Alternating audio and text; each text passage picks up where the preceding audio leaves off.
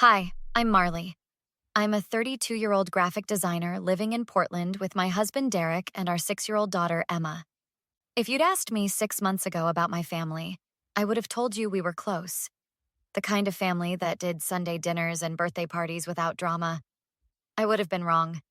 It was the 4th of July, and my parents were hosting their annual pool party. Emma was so excited she'd barely slept the night before. "Mommy, can I wear my new mermaid swimsuit?" she'd asked at breakfast, bouncing in her chair.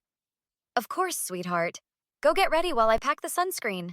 My sister Rachel showed up an hour after we arrived. She breezed through the back gate wearing designer sunglasses and a tight smile. "Marley," she said, kissing the air near my cheek. "Still using that drugstore sunscreen on Emma? You know the chemicals in that stuff are terrible for children." "It's SPF 50 and hypoallergenic, Rachel. She's fine." "If you say so." She turned to our mother, who was setting out appetizers. "Mom, did you see the pictures from my Cabo trip? Marcus took me to this incredible resort." "We saw them on Facebook, honey," Mom said. "They were beautiful." "Some of us have to work for a living instead of taking tropical vacations every month," I muttered to Derek. He squeezed my hand. "Don't let her get to you." But Rachel had always been like this, competitive about everything. When I got engaged, she got engaged 3 months later to a guy she'd only known for 6 weeks. When I bought my first house, she bought a bigger one. When Emma was born, Rachel suddenly decided she wanted kids too. Except that hadn't worked out. 2 years of trying, thousands on fertility treatments, and nothing. "Aunt Rachel, look at me," Emma called from the shallow end, doing a handstand underwater. Rachel walked over to the pool's edge. "Very nice, Emma. You know, when I was your age, I could hold my breath for 2 whole minutes." "Really? Can you show me?" "Maybe later, sweetie. Aunt Rachel doesn't want to mess up her hair." I was helping Mom in the kitchen when I heard the splash. It was different from the normal pool sounds, sharper, followed by a stunned silence. I ran outside. Emma was in the deep end thrashing. She couldn't swim that well yet. We were still working on it with lessons. "Emma!" I screamed, running toward the pool. Then my father's arms locked around me from behind. "Dad, let me go! She can't swim!" "Rachel's got it," he said, his grip tightening. "You're overreacting." "Are you insane? Let me go!" I fought against him, but he's a big man, ex-military. Rachel stood at the pool's edge, not moving, just watching. Our eyes met, and I saw something in her face I'd never seen before, something cold and satisfied. "Rachel, help her!" I shrieked. "She's fine, Marley. Kids need to learn to handle themselves." Derek dove in, fully clothed, and pulled Emma out. She was coughing, crying, terrified. He performed rescue breathing while I finally broke free from Dad's grip and dropped to my knees beside my daughter. "Baby, I'm here. Mommy's here." Emma coughed up water and gasped. "Aunt Rachel pushed me." The yard went silent. I looked up at my sister. "What did you say, Emma?" "I was standing by the edge and Aunt Rachel pushed me. She said, 'Oops,' but she was smiling." Rachel laughed nervously. "She's confused. She slipped." "Dad." I turned to him, my voice shaking. "You hurt her. Rachel pushed her and you held me back." "Now, Marley, you're upset. Let's not—" "You held me back while my daughter was drowning." "Nobody was drowning," Rachel snapped. "Stop being so dramatic." I looked at Derek, at Emma wrapped in a towel and shivering, at my father who wouldn't meet my eyes, at my sister who was checking her phone like nothing had happened. "We're leaving," I said. "And I'm calling the police." The hospital cleared Emma after 6 hours of observation. No water in her lungs, no lasting damage, but she woke up screaming from nightmares for 3 nights straight. "I don't want to see Aunt Rachel anymore," she whispered in the dark. "You won't, baby. I promise." Derek's sister Michelle came over the next morning with coffee and her lawyer's business card. "You're pressing charges, right?" Michelle asked, sitting at our kitchen table. "I don't know. They're my family." "Marley," Michelle's voice was firm. "Your sister pushed your 6-year-old into a pool, and your father physically restrained you from saving her. That's assault and child endangerment at minimum. My mom keeps calling saying I'm tearing the family apart." No, Rachel and your dad did that. What does Derek say? Derek walked in with fresh coffee. I say we prosecute. I saw Rachel's face before she pushed Emma. It wasn't an accident. You're sure? I asked. Positive. She looked right at Emma, smiled, and shoved her. I was across the pool, but I saw everything. There were 20 people there, Michelle said. Someone else must have seen it too. I pulled out my phone and called my cousin Jessica. Marley, thank God, Jessica answered. I've been hoping you'd call. Are you okay? Is Emma okay? We're managing. Jess, I need to know what you saw. I saw Rachel push her. I was standing right there with my kids. Rachel walked up behind Emma while she was looking at something in the water and just pushed her with both hands. It wasn't a playful shove either. It was hard. Will you give a statement to the police? Jessica hesitated. Your dad called me last night, said the family needs to stick together, that you're making a big deal out of nothing. My daughter almost died, Jessica. I know, and I'm sorry, but Uncle Mark was really clear. He said if I get involved, I'm not welcome at family events anymore. My kids love those parties. So you're choosing parties over the truth? It's not that simple, Marley. You don't understand the pressure. I understand perfectly. I hung up. Michelle was typing on her phone. I'm sending you my lawyer's number. Her name is Patricia Knowles. She handles assault cases. This is really happening, I said. It already happened, Derek replied. Now we're just dealing with it properly. My mother showed up that afternoon, letting herself in with the key I'd given her years ago. Marley Ann, we need to talk. Then talk, Mom. But make it quick. You're being cruel to your father and sister. They made a mistake. A mistake? I stood up. Mom, Rachel pushed Emma into the deep end knowing she can't swim, and Dad physically prevented me from saving her. Those aren't mistakes. Rachel says Emma slipped, and your father was just trying to keep you from panicking and making things worse. Do you actually believe that? Mom's face crumpled. What do you want me to say? That my daughter and husband are monsters? I can't believe that. Then you're choosing them over your granddaughter. That's not fair. Fair? My voice rose. You want to talk about fair? What's fair about Emma being terrified of water now? What's fair about her nightmares? Kids are resilient. She'll get over it. Get out of my house. Marley, get out! And give me back your key. After she left, I called Patricia Knowles. Her voice was professional, efficient. Miss Hayes, I've handled cases like this before. Based on what you're telling me, we have assault on a minor child endangerment and potentially unlawful restraint. I'll need statements from all witnesses. My cousin won't talk. Others will. People don't like seeing kids hurt. Let me reach out to the guests. I'll need the guest list. Derek put his hand on my shoulder. We're doing the right thing. Then why do I feel like I'm destroying everything? Because they want you to feel that way, Patricia said over speakerphone.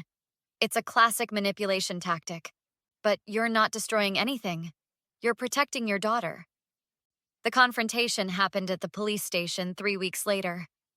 Patricia had gathered statements from 6 witnesses, including Derek and 2 neighbors who'd been at the party. The detective called Rachel and my father in for questioning. I arrived with Patricia and Derek. Rachel and Dad were in the lobby with their own lawyer, a slick-looking guy in an expensive suit. Rachel spotted me first. Really, Marley? The police? You're actually doing this? You pushed my daughter into a pool and watched her struggle. Yes, I'm actually doing this. It was an accident. She bumped into me, I lost my balance, I grabbed for something to steady myself, and she went in. That's all. Liar. I stepped closer. You pushed her with both hands. Derek saw you. The Hendersons saw you. Mrs. Chen from next door saw you. Dad stood up. Marley, you need to drop this right now. This is family business. You held me back while Emma was drowning. You're not my family anymore. Don't talk to your father that way, Rachel said. You always were ungrateful. Dad and I have been nothing but supportive. Supportive? I laughed bitterly. You've been jealous of me since we were kids. Every time something good happened to me, you had to one-up it or tear it down. But this? Hurting my child because you can't have one? That's a new low even for you. Rachel's face went white, then red.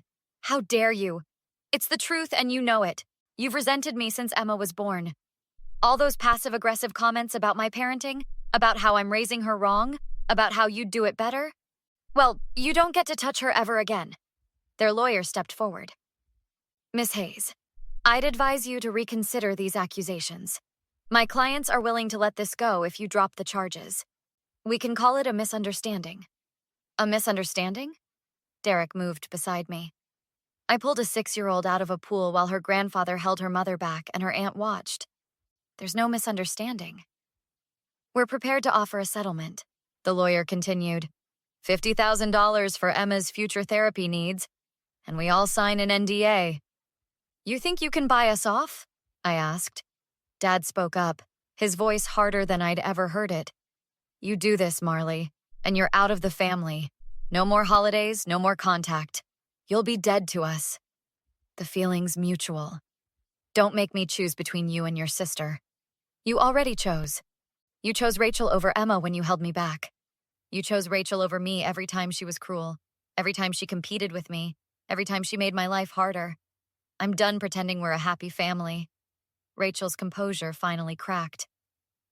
You always had to be the special one, didn't you? Mom's favorite, Dad's pride and joy. Well, look at you now, crying to the police like a child. I'm protecting my child, something neither of you understand.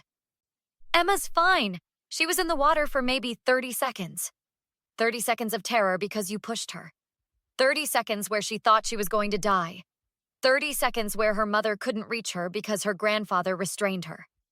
The detective appeared in the doorway.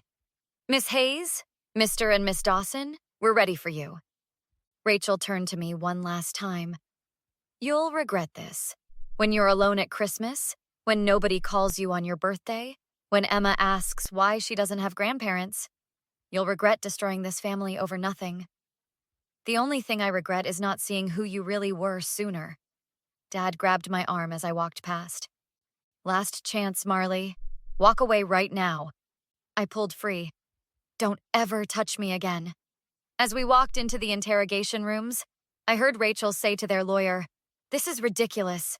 We should sue her for defamation." The charges were filed 2 days later. Assault on a minor, child endangerment, and unlawful restraint. Dad and Rachel both pled not guilty. The trial took 4 months.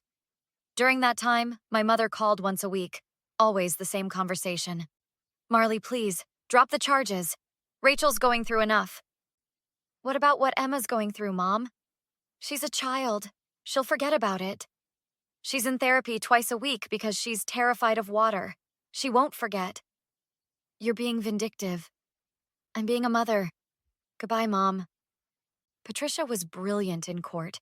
She had witness statements, Derek's testimony, even pool footage from the Henderson's security camera that showed Rachel pushing Emma and Dad restraining me. The defense argued it was a terrible accident, that Dad was trying to prevent me from jumping in and drowning myself. So your defense, Patricia said to their lawyer, is that a professional graphic designer who's been swimming since age 4 would drown in a pool while rescuing her daughter? The jury didn't buy it. Rachel was convicted of assault and child endangerment. She got 18 months in prison and 5 years probation. Dad was convicted of unlawful restraint and got 2 years probation with mandatory anger management classes. After the sentencing, I stood outside the courthouse with Derek, Emma, and Michelle. How do you feel? Michelle asked. Exhausted, relieved, sad. Emma tugged my hand.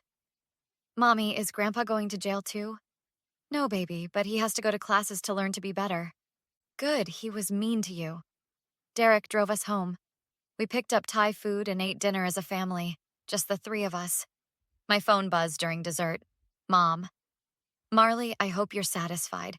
Your sister's life is ruined. She ruined it herself when she decided to hurt Emma. She said she wants to apologize. She wants to make things right. I don't want her apology. I don't want anything from her or Dad. So that's it? You're cutting us all off? You cut me off the moment you chose to defend them instead of protecting Emma. I'm just making it official.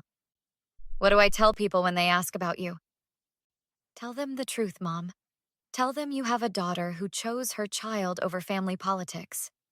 Tell them you have a granddaughter who almost drowned while her aunt watched. Tell them whatever you want.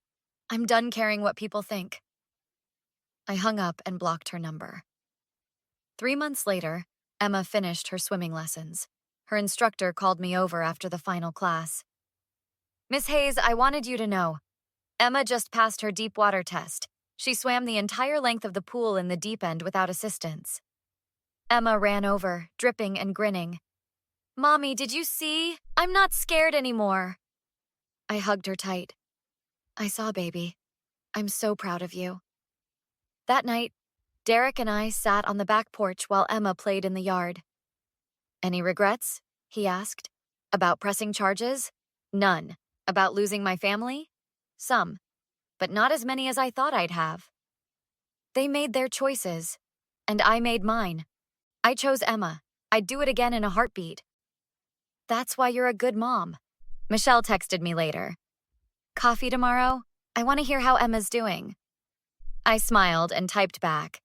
Sounds perfect. We'll bring Emma. She loves her Aunt Michelle. Some families are born, some are built, and sometimes you have to demolish the toxic structure to build something better. So what would you do if a family member endangered your child? Would you press charges or try to keep the peace? Let me know in the comments below. And don't forget to like and subscribe for more real-life stories about standing up for what's right.